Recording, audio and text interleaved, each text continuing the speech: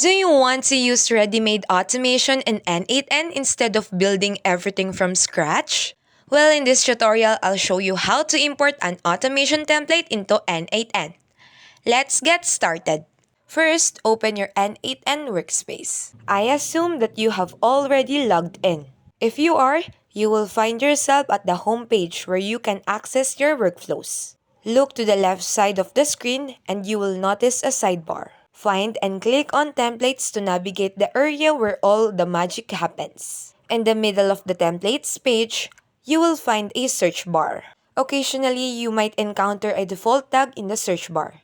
All you need to do is remove it by clicking the small X icon. Now, you can type automation into the search bar and hit enter. Be patient enough to browse through the options. When you click it, you will be prompted to decide where you'd like to import this template.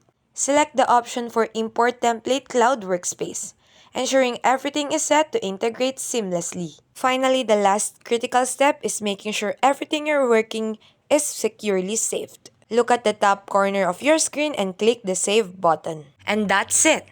You've successfully imported an automation template in N8N. Keep automating, keep learning, and thanks for watching. Don't forget to like, share, and subscribe. God bless you.